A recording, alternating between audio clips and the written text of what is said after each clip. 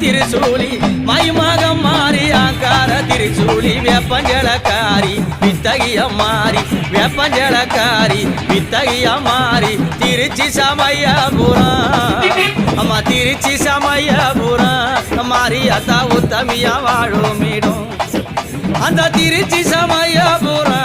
Mariyatha உத்தமியா வாழுமிடும்